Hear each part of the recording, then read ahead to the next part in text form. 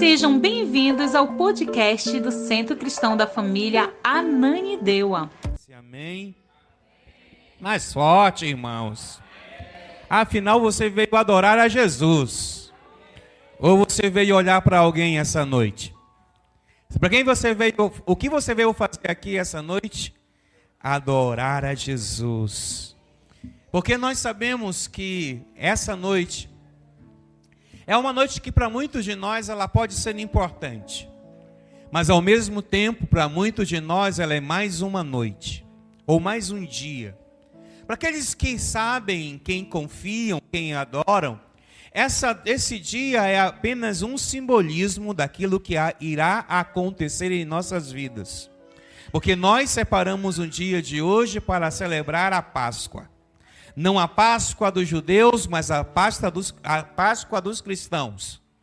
Não a Páscoa que fez alguém passar para outro lugar, mas a Páscoa que nos faz crer que há uma passagem desta vida para outra vida em Cristo Jesus. Uma Páscoa que nós celebramos ao Cordeiro que virou um leão e que rugiu como um leão. Uma Páscoa que nós celebramos com alegria, porque Ele é o Senhor de nossas vidas. E não importa quais sejam as circunstâncias, por mais difíceis que elas sejam, nós temos em Cristo a razão da nossa adoração. Nós temos em Cristo a razão da nossa celebração. Não celebramos, e eu falei isso agora há pouco, não celebramos a um Cristo morto, mas a um Cristo vivo. Um Cristo que a morte não conseguiu segurar seu corpo. A morte, o maior poder da terra, não conseguiu segurar o corpo de Jesus. Porque Jesus é o Senhor da vida e da morte. Nada acontece se não for por esse Senhor. E nós, como súditos, como adoradores dele, declaramos e salmodiamos a sua vida em nós e através de nós. Porque Cristo em mim, a esperança da glória. Cristo em ti, a esperança da glória. E Cristo em nós, a esperança da glória. A nossa esperança não está num sistema econômico ou político. A nossa esperança está no Senhor de toda a esperança, e o seu nome é Jesus. Chamado de príncipe da paz, chamado ele de Deus forte, chamado de grande eu sou, é nele que nós confiamos. E é nele que nos direcionamos para cá essa noite para adorá-lo. Não adoramos qualquer Deus, não adoramos a qualquer Cristo. O fundamento da nossa fé não está em levantar as mãos, não está em ler a Bíblia, não está em vir ao culto. A nossa essência da nossa fé está na ressurreição de Jesus. E por Ele estar vivo, nós o adoramos. Porque em muitos lugares, muitas pessoas não sabem que Ele está vivo. 3 bilhões de pessoas no mundo nunca ouviram falar de Jesus nesse exato momento. 3 bilhões de pessoas no mundo não sabem quem é Jesus. Mas nós que aqui estamos, somos adoradores de Jesus. E a mensagem que está em nós é a mensagem da salvação, da libertação, da cura, da transformação, porque a nossa vida está cheia da esperança viva. A nossa vida está cheia de esperança viva. E a nossa esperança é que mesmo que aqui não dê certo nada, mesmo que aqui a gente não veja muitas coisas, um dia os nossos olhos abrirão e veremos Ele face a face. Você pode dizer um amém por isso? Um dia os nossos olhos abrirão e poderemos abraçá-lo, beijá-lo, festejá-lo, salmodiá-lo, porque Ele está vivo e entre nós. O que me faz um cristão e o que me faz servir a Deus e entender que a Páscoa não é uma celebração qualquer, não é porque eu sou um frequentador da igreja, é porque eu sou um cristão. E um cristão segue os passos de Cristo. Por isso eu gostaria que você abrisse a sua Bíblia comigo na carta do Evangelho de Paulo aos Romanos. Paulo escreve aos Romanos. E talvez você saiba disso. Roma foi um dos lugares que Paulo implantou o Evangelho. Os romanos ouviram o Evangelho de Paulo. Paulo, o perseguidor da igreja. Talvez um dos mais implacáveis perseguidores da igreja. Mas um homem que conheceu o Cristo vivo. O mesmo Cristo que o chamou na estrada de Damasco. Você lembra disso? Ele estava indo para Damasco e ele ouviu uma voz que lhe dizia: Saulo, Saulo, por que me persegues? E ele vai cair do cavalo e ele vai ficar cego e ele vai receber uma intercessão de alguém e vai voltar a enxergar, e daquele dia em diante, agora ele era o maior divulgador do Evangelho. Ele foi agora o embaixador da fé cristã, porque o Cristo que Paulo agora pregava não era um Cristo que estava nas catatumbas, quanto a ele era Saulo. Agora ele vê o Cristo vivo, e eu declaro essa noite que quando eu olho para você, eu vejo o Cristo vivo, porque o Cristo está dentro de você. O Cristo não está distante, Ele está dentro de nós, porque agora Ele habita dentro de nós pelo poder que o Espírito Santo nos dá. No capítulo 4, no versículo 25, Paulo vai dizer à igreja em Roma que a morte de Jesus nos justifica e nos traz perdão dos pecados. Ele foi entregue à morte pelas nossas transgressões e ressuscitou para a nossa justificação. Quando eu leio isso me fala que a ressurreição demonstra que o sacrifício de Jesus na cruz foi aceito por Deus como um pagamento pelos nossos pecados. E aí que está a grande diferença entre você, eu e muitos por aí. Muitos não acreditam que seus pecados foram perdoados, mas nós sabemos que como seguidores de Cristo, Ele perdoou os nossos pecados e nos justificou. E hoje somos chamados de justificados, somos chamados de santos, somos chamados de cristãos, porque Ele é o Senhor que nos justifica em todo o tempo.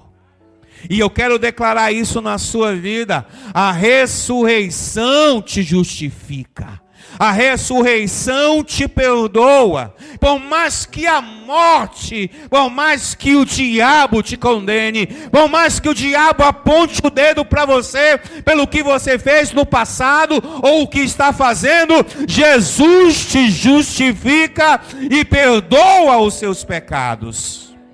Porque Ele é Jesus. Não havia pecado nele, não havia erro nele, mas Ele se entrega, Ele se doa, Ele vai além do que nós podemos imaginar. Por quê? Porque Ele nos ama. Porque Ele nos ama. Talvez alguém possa dizer: Ele nos amou. Não, Ele não nos amou, Ele nos ama. Porque o amor não passou, o amor continua. O amor é presente, o amor é real, o amor é poderoso, o amor cura, o amor transforma, o amor levanta, o amor abençoa, o amor que Cristo derramou por nós e está dentro de nós ainda nos ativa para sermos pessoas que creem na sua presença. Quando nós lemos a primeira carta de Paulo, no capítulo 15 aos Coríntios, primeira carta de Paulo aos Coríntios, capítulo 15, verso 20, nós temos a certeza da vitória sobre a morte. A ressurreição de Cristo é a prova definitiva que a morte não tem a última palavra. Sabe, uma das coisas mais interessantes quando Paulo escreve aos Coríntios, ele diz: contudo, de fato, Cristo ressuscitou dentre os mortos, sendo ele as primícias entre aqueles que dormiam, ou aqueles que dormirão, ou aqueles que já dormem. Cristo é o princípio da ressurreição. E nós, como adoradores e súditos desse Cristo, podemos dizer hoje bem alto e bradando bem alto: a vitória sobre a morte é real. Aqueles que estavam condenados à morte eterna, hoje têm a possibilidade de poder dizer: eu não vou mais ir para o inferno, eu vou morrer eternamente, porque agora eu tenho vida, e vida em Cristo, o primogênito de toda a ressurreição. Cristo é as primícias do que dormem, garantido àqueles que nele creem também a ressurreição. Talvez muitos de nós aqui não possamos provar do arrebatamento, e isso talvez seja uma verdade para muitos, mas alguns de nós certamente experimentaremos uma morte física. Mas isso é tão pequeno diante da grandeza do Deus que vai nos ressuscitar em Cristo. Quando nós olharmos, o nosso corpo já não será mais o mesmo. Aquilo que é corruptível agora será incorruptível, porque Cristo vai transformar o nosso corpo. Aonde havia doenças, não vai mais haver doenças. Aonde havia dor, não haverá mais dor. Aonde havia tristeza, não haverá mais tristeza, porque nós teremos agora nosso corpo transformado em Cristo Jesus. E a ressurreição deve ser a nossa esperança. A ressurreição deve ser a tua esperança. Se eu disse anteriormente e vou repetir agora, não importa se nada aqui der certo, e se nada der certo, nós temos a esperança de estar presente a presença do Senhor num dia, porque a presença do Senhor é o que nos faz ser um cristão. O que faz ser um cristão não é uma casa que a gente vai ter, não é um carro que teremos, ou roupa que vestiremos, não. O que nos faz ser um cristão é a esperança de um dia poder estar na sua presença, de um dia poder olhar e dizer: valeu a pena.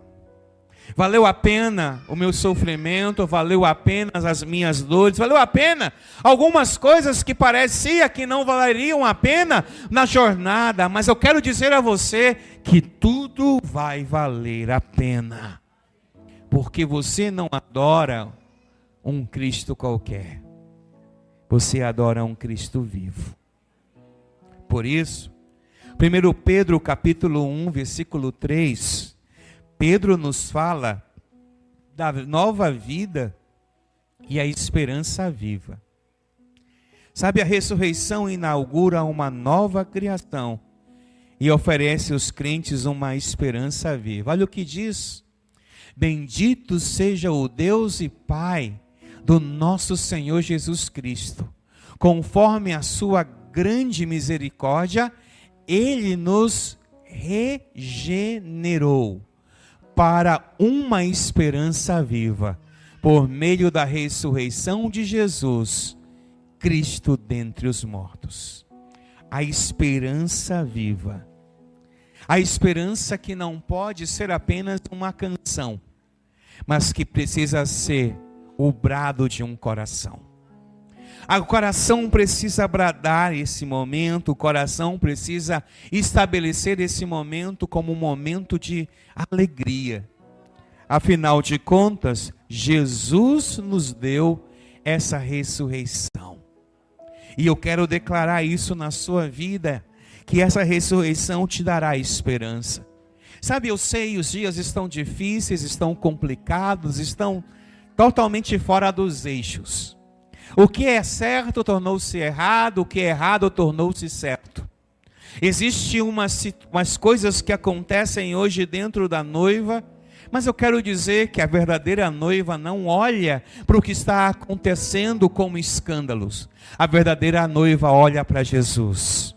E ao olhar para Jesus, ela sabe que dentro da eclésia ou da eclésia, ela encontrará muitas coisas que irão às vezes chatear, preocupar. Mas a verdadeira igreja, ela olha para o alto, à espera que o Senhor venha buscá-la. A verdadeira igreja, ela olha para dentro de si e vai dizer: eu creio no Senhor, e eu creio no seu poder, e eu creio na sua presença, e eu creio na sua esperança. Porque essa esperança não se limita a esta vida. Essa vida passará. Você sabe disso, não é? Essa sua vida vai passar, seja daqui a uma semana, daqui a um ano, daqui a 5 anos. Não sabemos exatamente qual é o prazo de validade que temos. Por isso vivemos hoje à espera de um milagre, e esse milagre já aconteceu, que é a nossa salvação. Crentes que são crentes não olham para o futuro alarmados. Crentes que são crentes olham para a cruz e dizem: obrigado, Senhor, porque o meu nome está escrito no livro da vida. Obrigado, Senhor, porque se esse mundo hoje acabar, terminar, se a minha esperança neste mundo findar, eu tenho uma esperança que está em Ti, Senhor. E essa esperança me dá uma visão eterna com Deus, transformando a minha vida em um seguidor, ou uma vida que segue a Cristo, tanto no presente como no futuro. Quando nós olhamos para o nosso passado, não é? Quantos podem olhar para o seu passado e no seu passado encontrar tantas coisas ruins e erradas? E de repente hoje estamos aqui limpos, cheirosos, lavados pelo sangue do Cordeiro. Estamos aqui hoje vivendo e adorando a Ele, porque Ele nos resgatou. E aí nós precisamos ser igual aquelas mulheres que saem a visitar seu corpo no túmulo. Elas saem para visitá-lo, para saber se estava tudo certo. Quando elas chegam lá, elas se deparam com um anjo. E o anjo diz: aonde vocês estão indo? O que vocês estão fazendo? E elas dizem ao anjo: nós estamos indo ver Jesus. Por que vocês procuram entre os mortos aquele que está vivo? Por que vocês estão procurando aquele que está vivo? Porque aquele que está vivo em nós. Aquele anjo estava dizendo àquelas mulheres todas: voltem e digam que ele não está mais morto, ele está vivo. Porque a promessa profética é que ele se entregaria, mas a promessa profética diz que ele se levantaria dentre os mortos. Agora não mais como um cordeiro que foi imolado na cruz, mas agora como um leão que ruge, porque o seu poder vai se manifestar através da igreja. E todas as vezes que aquele leão ruge, você ruge com aquele leão. Todas as vezes que aquele leão declara algo, você declara algo na sua vida, porque você foi salvo e é salvo para manifestar a glória desse Jesus. Seu Jesus não está morto, seu Jesus está vivo. E por estar vivo, você é o portador de uma nova esperança. Você é portador da esperança, da cura, da libertação, da transformação, porque Ele não está lá na cruz, Ele não está somente no céu, Ele está dentro de nós. E todas as vezes que abrimos a nossa boca, o leão ruge, porque o leão está dentro de nós. Toda vez que nós oramos por alguém, o leão ruge. Toda vez que a gente impõe as mãos sobre alguém, o leão ruge. Todas as vezes que nós levantamos nossas mãos, o leão ruge. Porque o leão não está distante, está dentro de nós. Por isso nós amamos a Jesus. Em João capítulo 14, versículo 16 e 17, nós vamos ver que Jesus ressuscitou dentre os mortos, mas que Ele também ativou uma nova manifestação entre nós. Diz assim, 14, 16. E eu pedirei ao Pai, e Ele dará a vocês outro conselheiro. Aqui a gente pode falar um encorajador, pode chamá-lo de direcionador, pode chamar de consolador, qualquer palavra aqui está adequada. Mas na NVI, essa palavra diz conselheiro. Eu acho isso interessante porque Jesus está dizendo que Ele era um conselheiro e que a partir de agora, o novo conselheiro será entregue à igreja. Que seja com você, que esteja com vocês para sempre. Versículo 17. E olha o que ele vai dizer: o Espírito da verdade. O mundo não pode recebê-lo, porque não o vê nem o conhece. Vocês, porém, o conhecem, pois ele vive com vocês e estará em vocês. Poderosa essa palavra. Essa palavra me fala a algum crente aqui essa noite. Há algum crente aqui essa noite? Há algum cristão aqui esta noite? Então o Espírito vai te capacitar. Eu acho interessante porque a Bíblia diz que o Espírito que ressuscitou Jesus dentre os mortos não está vagando pela terra somente. Não está sem era nem beira, não. O Espírito que está sobre a terra está ataviando a igreja para encontrar o seu noivo. E esse ataviar é preparar, é separar, é santificar essa noiva para que veja o noivo em seu tempo. E eu quero dizer que muitos de nós que estamos aqui não só estamos sendo separados, preparados, santificados pelo Espírito Santo para ver Jesus nos céus. Aqui nesta terra, aonde o seu pé está pisando, também vai te fazer ver Jesus. O Espírito Santo vai também te fazer ver Jesus. Ou você não quer ver Jesus? Ou você não quer ouvir Jesus? Alguém me perguntou esses dias, porque como crente é tão difícil ouvir e ver Jesus? Eu disse simples. É porque você ainda não está conectado com o Espírito Santo. Porque o Espírito Santo sonda as coisas profundas de Deus. O Espírito Santo traz e revela à igreja o que o Deus que levantou Jesus através do Espírito Santo quer com a igreja. Ora, a igreja tem um cabeça. Ora, a igreja tem um Senhor. O Senhor não é o Marcelo, não é a Cristiane, não é o Rubens ou nem a Vívia. O Senhor é Jesus.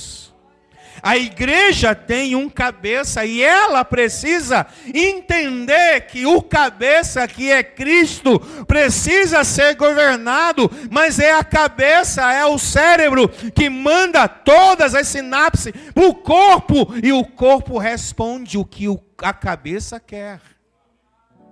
Então eu vou dizer uma coisa para você, você é o corpo de Cristo. Então você precisa responder o que a cabeça que é Cristo quer para a sua noiva. E eu abençoo a sua vida essa noite e digo a você que você é aquilo que o texto acabou de falar. Você não é apenas alguém que Cristo está, mas é alguém que Cristo age através de você. Eu profetizo essa noite o agir de Deus em Cristo na sua vida. Eu declaro em nome de Jesus que você será um instrumento como Cristo foi na terra. E Ele afirmou que muitos de nós que estamos aqui faríamos coisas maiores do que Ele fez. O problema é que a religião, a falta de conexão com o Senhor nos limita. A religião, a falta de conexão nos bloqueia.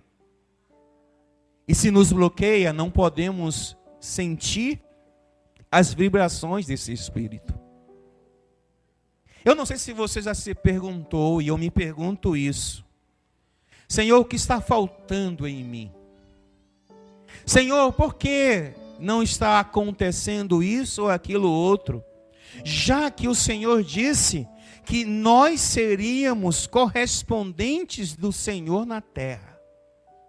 O Senhor não falou das 4 paredes. O Senhor não falou dos bancos ou dos instrumentos. Ele falou das pedras vivas que somos nós. Ele falou daquilo que nós podemos e devemos fazer. Por isso, quando hoje celebramos a ressurreição de Jesus, estamos bradando em alta voz: usa-me, Senhor. Usa-me como o Senhor foi ousado e usado no tempo passado. Usa-me, Senhor, para curar. Usa-me, Senhor, para libertar. Usa-me, Senhor, para transformar. Usa-me, Senhor, usa-me. Usa-me porque a promessa foi dada que nós seríamos usados. Por isso, quando nós celebramos a ceia, nós estamos reatando a promessa. Porque quando fazemos e celebramos a ceia, nós estamos reavendo novamente a promessa. E a promessa é chamada de uma nova aliança. E essa nova aliança não está ligada ao sangue de um bode, mas ligada ao sangue do Cordeiro, imaculado, que foi à cruz e derramou o seu sangue sobre a terra. E esse sangue hoje me dá livre acesso a entrar na presença de Deus.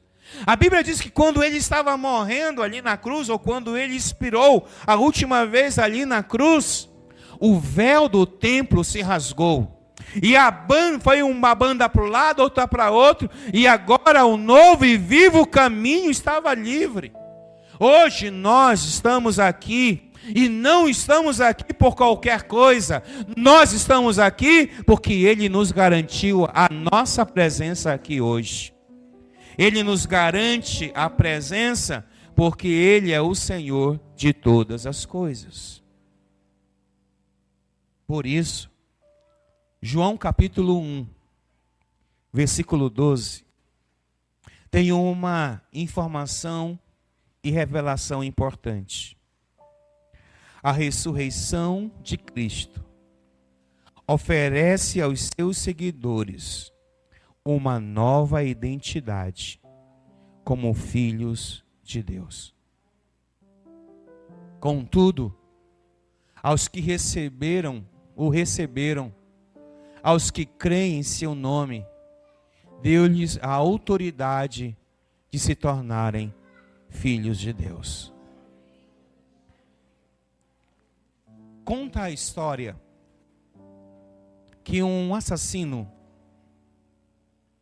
matou um jovem na faixa de 30 anos. Esse jovem foi morto, foi capturado, foi julgado pelo juiz que ele tinha assassinado o filho. Esse juiz viu o filho sendo morto e agora estava diante daquele que o matou. Aconteceu o julgamento. Aquele homem foi absorvido. E quando ele foi absorvido, aquele juiz disse: venha morar comigo. Talvez essa história pareça ser incrivelmente distante de muitos de nós. Você sabia que foi isso que nós fizemos com Deus? Os nossos pecados matam o Filho de Deus. O Deus que julga o homem diz a ele: agora você não vai ser mais qualquer coisa, porque a morte do meu filho trouxe justificação a você. Você agora não vai mais viver sem eira nem beira. Você agora vai morar comigo. E você vai ser meu filho. Foi isso que Deus fez conosco. Foi isso que Deus fez com cada um de nós que estamos aqui. Os nossos pecados mataram Jesus, o seu Filho, mas nos deu o direito, após a morte dele pelos nossos pecados, dele vir e nos acolher. E agora nós somos filhos de Deus. Sabe, isso é incrível. Talvez você nunca tenha a capacidade de fazer isso que esse juiz fez, ou que Jesus fez, ou que Deus fez. Mas uma coisa você pode ter certeza: você é um filho do Deus que enviou Jesus a essa terra. Porque esse texto nos diz que Jesus morreu. E também nos diz que aqueles que creem nele se tornaram filhos de Deus. Então, por mais que você tenha feito tudo o que não presta, se você o aceitou como Senhor e Salvador, você é filho de Deus. E isso te dá uma identidade. E essa identidade não pode ser rasgada.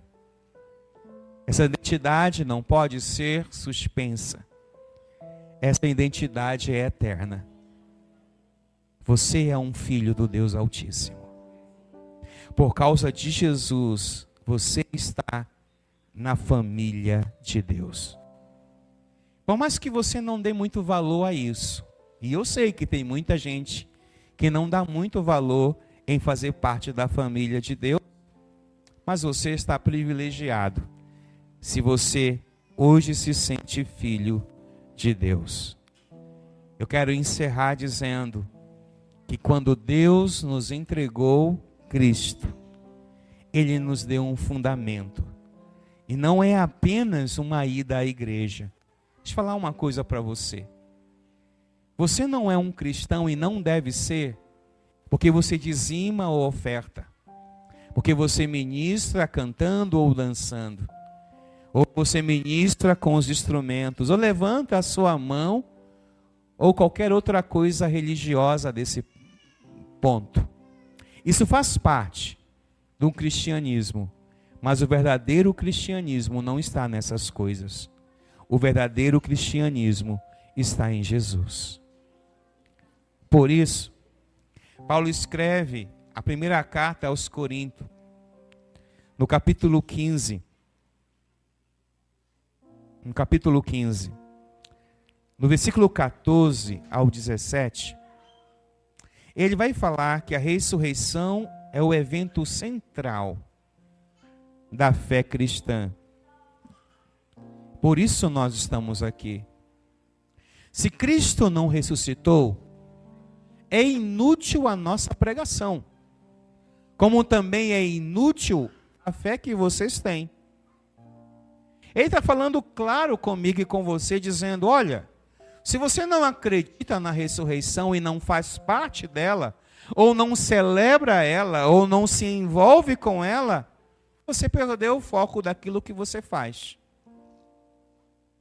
Paulo é duro, e precisa ser duro, porque a igreja em Corinto precisava ouvir isso.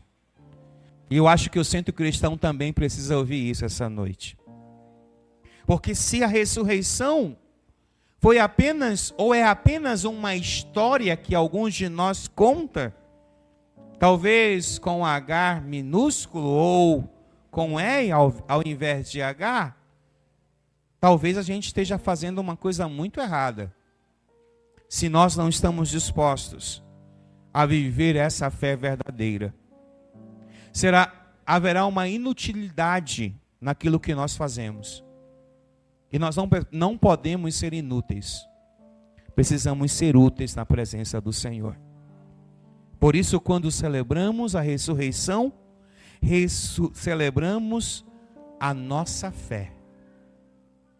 Quando nós celebramos a Jesus que está vivo, estamos dizendo publicamente: esta é a minha fé. A minha fé não está ligada a algumas coisas que os homens acham que é importante. A minha fé está ligada à ressurreição de Cristo. Versículo 15, por gentileza. mais que isso, seremos considerados falsos testemunhas de Deus, pois contra ele testemunham muitos que são errados.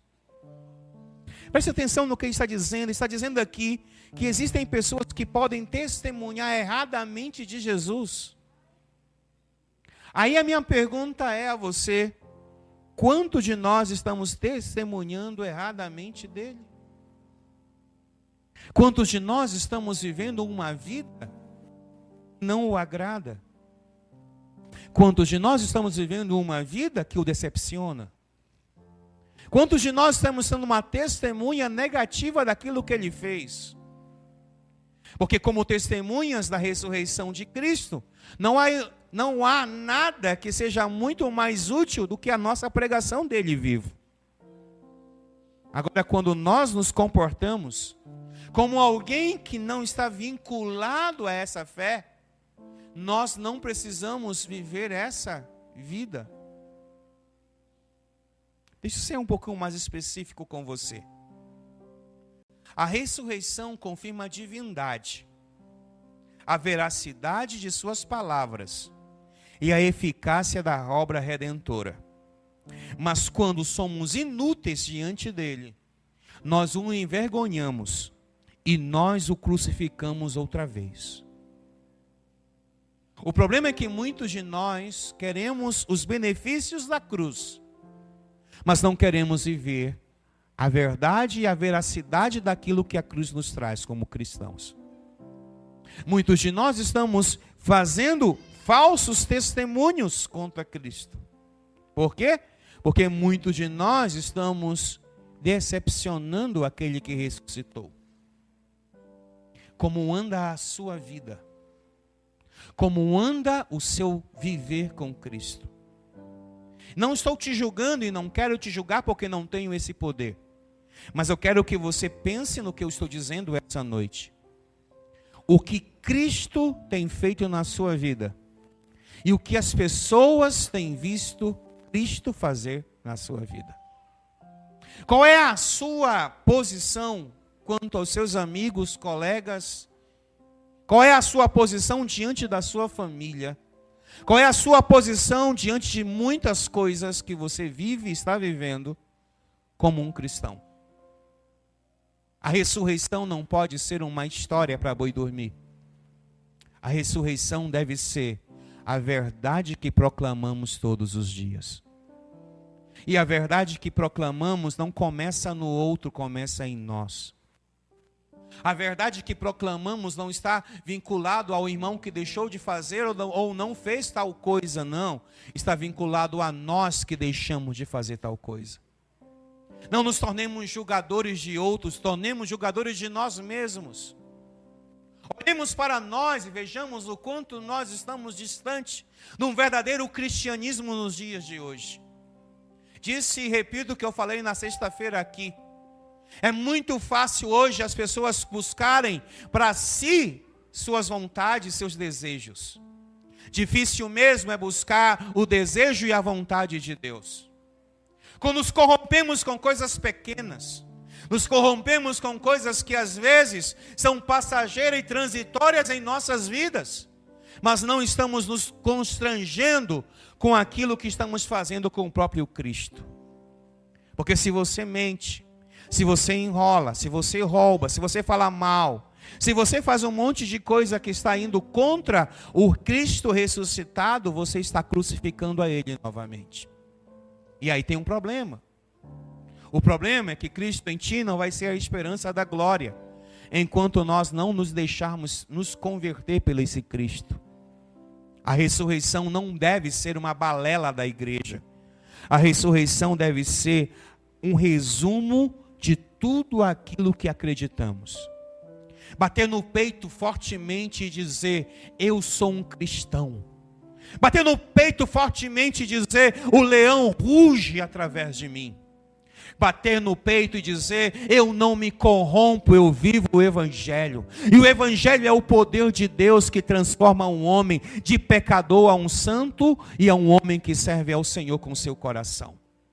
Não podemos esquecer que todas as vezes que aqui falamos da ressurreição, também teremos nela o julgamento de nossas vidas. O Senhor nos julgará. E quando nos julgar, Ele avaliará quais são as nossas produções. Se produzimos ouro, se produzimos prata, ou se produzimos bronze, ou se produzimos feno, madeira. Porque se isso não tiver verdade, não adianta servir ao Senhor. E que o Espírito do Senhor da ressurreição traga sobre nós um temor. Que traga sobre você temor, não medo, não se amedronte. Como eu falei anteriormente, volto a salientar, crente que é crente não tem medo de arrebatamento ou do fim do mundo. Crente que é crente está dizendo: Maranata, ó vem Senhor Jesus. Porque esse Maranata, ó vem Senhor Jesus, está dizendo: eu quero subir, e eu vou subir, e eu vou estar diante do Senhor. Esse evangelho não pode ser corrompido. O evangelho não pode ser corrompido. Você pode ter seu achismo. Você pode dizer: eu acho, e é seu direito achar o que você quiser. Mas não é seu direito, em nenhum momento, manipular a palavra de Deus. Não é seu direito inventar o que não está na palavra. Não é seu direito dizer que eu posso viver um evangelho de qualquer jeito. Porque você não pode. Você vai viver de qualquer jeito, qualquer outra coisa, menos o evangelho de Jesus. Porque o evangelho de Jesus vai te pedir renúncia. Porque o evangelho de Jesus vai te pedir entrega. Porque o evangelho de Jesus vai te pedir doação. E eu fico pensando hoje, e com um temor no meu coração, se Ele viesse buscar a nós, quantos de nós estaríamos aptos a subir? Eu estava também falando na sexta-feira sobre aquilo que a Bíblia chama de moças ou noivas inércias ou nécias, prudentes e não prudentes. E eu quero salientar o que eu falei na última sexta-feira, e eu vou dizer uma coisa para você, e eu quero que você entenda isso. O noivo vem. A segunda vinda do noivo será real. Por mais que você ache em algum momento que isso está distante, e isso me amedronta quando nós estamos com a expectativa de uma distância da volta de Jesus. Porque todas as vezes que nós colocamos isso em nosso coração, nós estamos nos distanciando da verdadeira razão de estarmos aqui. Porque achamos que vai demorar, então nós nos deixamos levar pelas circunstâncias da vida. Mas a Bíblia diz que o noivo vai voltar. Mas o mais desafiador não é que o noivo vai voltar. Talvez nem é o papel do amigo do noivo. Porque quando o amigo do noivo vier, ele vai gritar: o noivo está voltando. E quando ele gritar, ele vai incomodar. Porque não há nada que mais incomode muitos de nós que estamos aqui do que um sono bem dormido e alguém vir nos chamar. Quando a gente está ali, no sono das 3 da manhã, ou das 4 da manhã, quando alguém nos incomoda nos acordando. E às vezes, quando nos acordam com tranquilidade e amor, é bênção. Mas quando nos acordam gritando, vai nos incomodar. E a Bíblia diz que o noivo, esse amigo do noivo, vai incomodar. E ao incomodar, ele vai dizer que algumas que estavam adormecidas acordam. todas, né, as 10. E o mais interessante é que algumas estavam preparadas, mesmo as adormecidas estavam preparadas. E outras não estavam preparadas.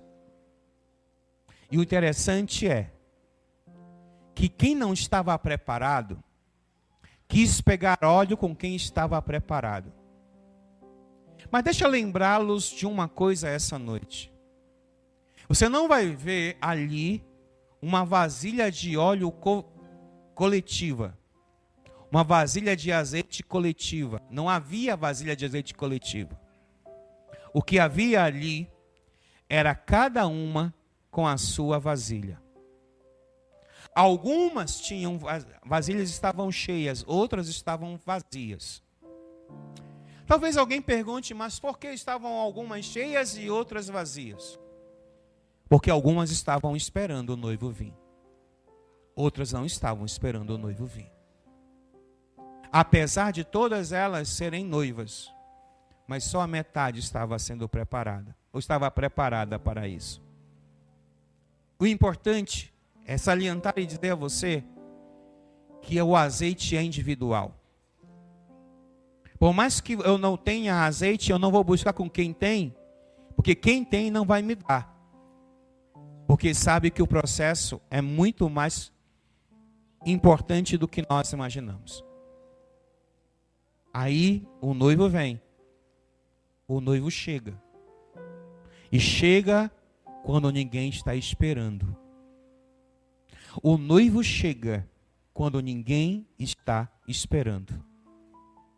E apesar de todas elas saberem que o noivo viria, só 5 se prepararam para a vinda desse noivo.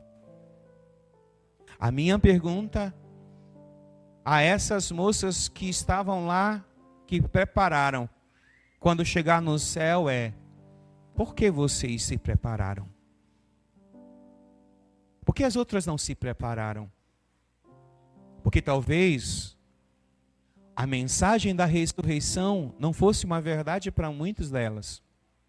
Apesar de ser uma parábola, Jesus está querendo nos dizer uma coisa importante.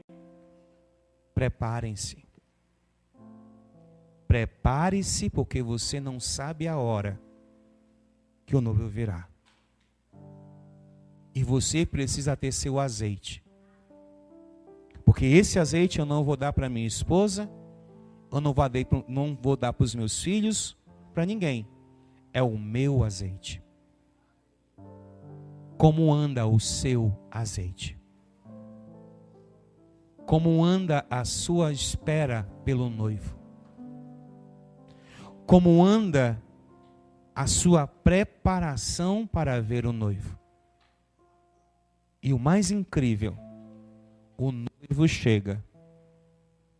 E o noivo leva quem estava preparado. Porque só as outras vão em busca de azeite, onde não havia mais tempo para buscar. Como seu pastor lhe alerta, o noivo está voltando. E o noivo vai voltar, porque ele morreu e ressuscitou, e vem buscar a sua noiva. Agora, como a noiva está esperando o noivo? Como você tem esperado a volta do teu Senhor? Como você tem dito ao teu Senhor: venha, eu estou preparado. Por mais que eu viva uma luta, por mais que eu viva estresse em cima de estresse, eu estou preparado. Porque se você não entender isso, você vai perder. E depois, a Bíblia diz que o noivo entrou e que as prudentes entraram e as que ficaram de fora não puderam entrar. O Senhor está voltando. E nós não celebramos a ceia simplesmente por celebrar. Nós celebramos porque nós estamos dizendo: Maranata, ora vem, Senhor Jesus. Nós celebramos porque entendemos que esse é um processo que não pode ser revogado. E eu estou te advertindo hoje como seu pastor. Não esteja despreparado, porque Ele está voltando. Não esteja despreparado, porque celebramos a morte, a ressurreição, mas Ele diz: eu vou para a casa do meu Pai, vou preparar a morada, mas um dia eu voltarei para buscar a minha noiva. Agora é uma decisão sua, não é minha. As minhas decisões eu arco com elas. Agora não seja pego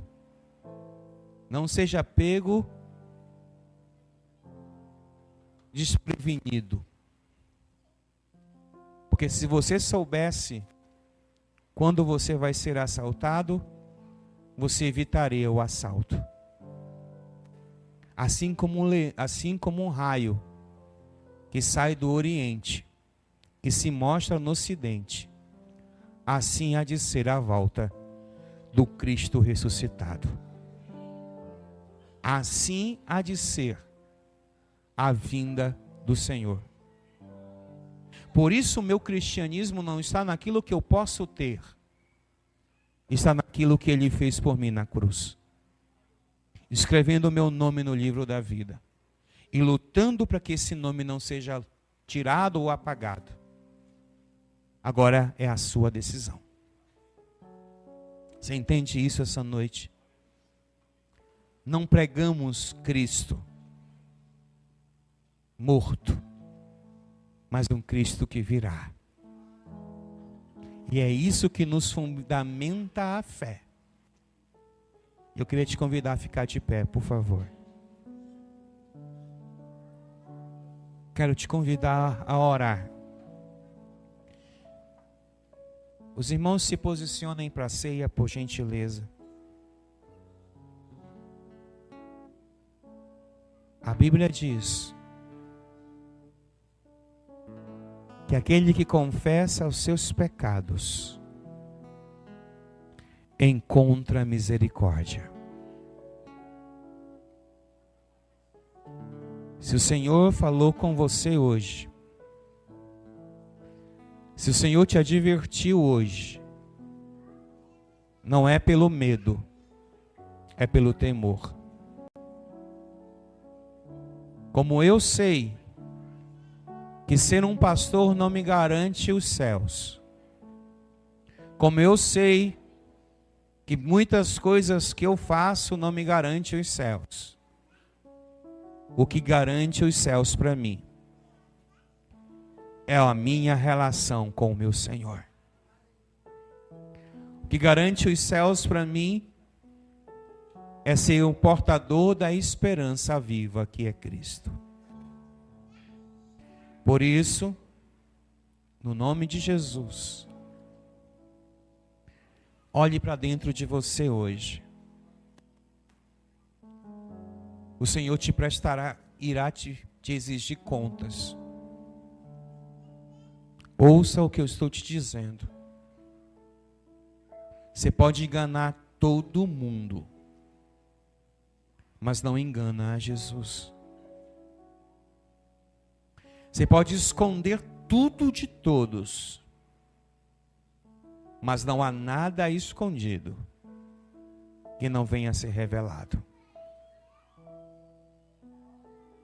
Você que decide a sua vida, porque a vida é sua e você a decide. Meu papel é dizer a você que a ressurreição do Senhor Jesus é o motivo de nós pregarmos e vivermos o Evangelho. Mas não é só isso. Porque a nossa esperança está em Cristo que ressuscitou dentre os mortos e que virá nos buscar. Então, dentro do seu coração, profundamente examine-se Porque o apóstolo Paulo vai dizer que cada um deve examinar-se a si mesmo.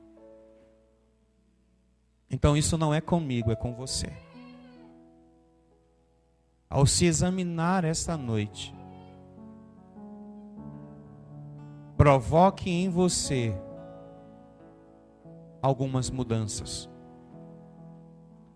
Não será apenas uma mudança derivada do Espírito Santo. Ele já vai fazer o que tem que fazer. Mas você tem que fazer o que você deve fazer. Tome cuidado com a sua vida. Tome cuidado com o que você faz. Tome cuidado com as suas atitudes e desejos. Tome cuidado com tantas coisas. Porque não vai valer a pena você perder tudo que você tem por herança por causa de um achismo que você tem. Então, em nome de Jesus, essa noite, você conhece a sua vida. Você sabe aonde ela está errada. Então, peça perdão a Ele.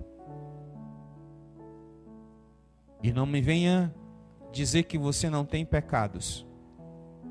Porque todos nós temos pecados. O problema é que nós escondemos eles. O problema é que a gente gosta de fingir que eles não estão lá. O problema é que a gente alimenta-os todos os dias. E isso é perigoso.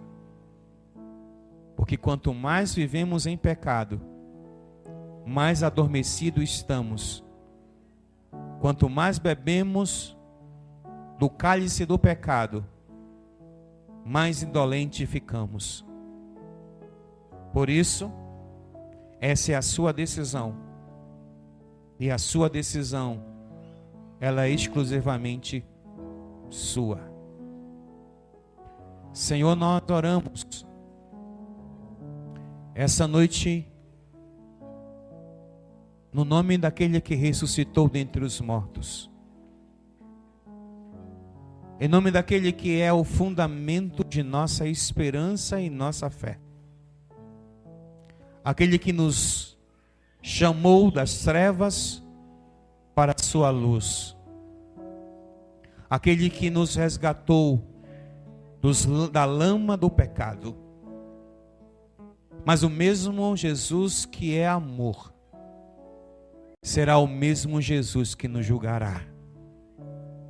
O mesmo Jesus que nós vimos salvar o ladrão da cruz, será o mesmo Jesus que vai nos apontar as nossas falhas. E estamos, Senhor, pedindo a Ti essa noite, que o Senhor nos ajude a entender isso. Chega, Senhor, chega. Chega de achar o que nós queremos. Chega de achar o que nós temos como verdades. Nenhum achismo será maior do que a verdade do Senhor. Nenhum achismo, Senhor, nenhum achismo. Nenhuma coisa que achamos será maior do que aquilo que o Senhor nos ensinou a fazer. E nós guardamos os mandamentos, não por obrigação, mas por amor. E se o Senhor não nos ensinar isso, realmente não sei aonde nós chegaremos. Se o Senhor não falar profundamente aos nossos espíritos, eu realmente não sei aonde nós chegaremos. Porque a tua noiva, Senhor, está mais perdida do que um cego em meio a um grande tiroteio. E eu te peço, Espírito Santo, eu te peço, que assim como o Senhor ressuscitou Jesus dentre os mortos, ressuscite a nossa vida diante do Senhor. Não deixe que as coisas que nos embaraçam neste mundo continue nos embaraçando. Porque eu sei, Senhor, como o chão que eu estou pisando agora e o ar que eu respiro nesse lugar, a maior verdade que eu creio é que o Senhor voltará. A maior verdade, eu não sei o que será a minha vida amanhã, mas uma coisa eu sei, o Senhor voltará. E quando o Senhor voltar, será que o Senhor achará fé? Será que o Senhor achará devoção? Será que o Senhor achará gente disposta a fazer o que o Senhor quer que seja feito? E se o Senhor achar, te dou louvores. Mas se o Senhor não achar, isso me assusta. Então, Senhor, em nome de Jesus, eu oro por essa igreja. Eu oro por cada membro deste corpo. Cada um sabe o que está fazendo da sua vida. Mas eu peço que o Senhor traga iluminação. Porque o Senhor é a luz que brilha no meio das trevas. É o que eu oro, Senhor. É o que eu peço, Senhor. É o que eu suplico, Senhor. Traga a luz no meio das nossas trevas da religião. Traga a luz ao meio das nossas trevas do nosso comprometimento com a nossa própria vida. A Bíblia diz que quem não perder a sua vida não poderá achá-la melhor do que a perdeu. Mas quem perde a sua vida por amor a ti, esse a achará melhor do que a perdeu.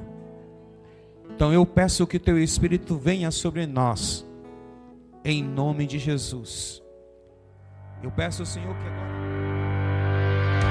Para ficar sabendo de todas as informações de nossa igreja, acesse www.centrocristãodafamilia.com.br ou siga-nos através de nossas redes sociais, Facebook, Instagram e TikTok, com o @Centro Cristão da Família. E para ficar sabendo da nossa programação da Igreja Centro Cristão da Família, permaneça conectado conosco. Hoje, quarta-feira, temos a nossa igreja nas casas. Nossos grupos de alcance se reúnem nas casas em vários pontos estratégicos para um encontro incrível com Jesus. Na quinta-feira, para você que é jovem e adolescente, no bairro da Pedreira também temos o grupo de alcance. Encontre o ponto mais próximo de sua casa e venha fazer parte dos nossos reais. Na sexta-feira, nós temos o nosso culto Sexta-feira, que inicia às 19h30 na nossa igreja. Você também pode ver essa e outras pregações no YouTube /Centro Cristão da Família. Sejam muito bem-vindos à nossa Casa Apostólica.